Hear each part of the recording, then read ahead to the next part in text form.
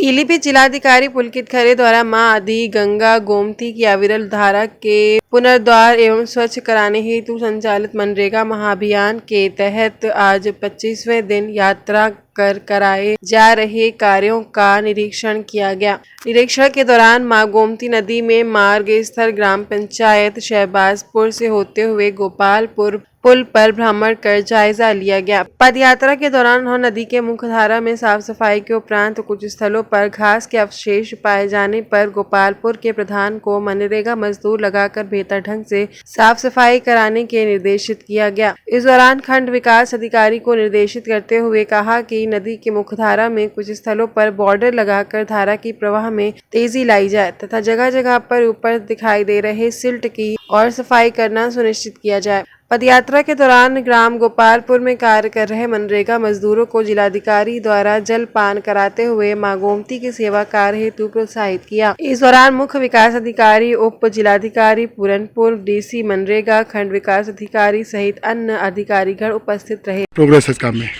मां गोमती के पुनरुद्धार की एक विस्तृत योजना मनरेगा के अंतर्गत बनाई गई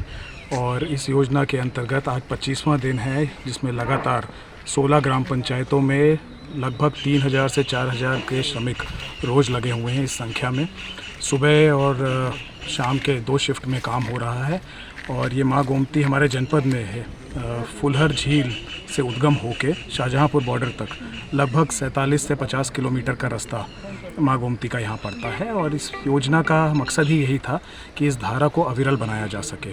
आज 25वें दिन लगभग 80% कार्य इसके ऊपर हो चुका है और हमें मां गोमती का अविरल प्रवाह दिखने लग गया है। प्रयास यही है कि अगले कुछ दिनों में इतनी ही श्रमिक संख्या को बरकरार रखते हुए जहाँ जहाँ पे भी काम रह गया है उसको पूर्ण कराएं और मां गोमती को हम लोग पुनः अविरल रूप में अपने जनपद में फिर से देख सकें। आप भी लगातार देखा पैदल चल के निगरानी कर रहे हैं, तो अब तक कितना पैदल चल लिया हुआ आपने? मां गोमती के इस काम के साथ साथ पदयात्रा करने का मुख्य मकसद ये था कि हम लोग कार्य की गुणवत्ता देख सकें, जो श्रमिक लगे हैं उनका मनोबल बढ़ा सकें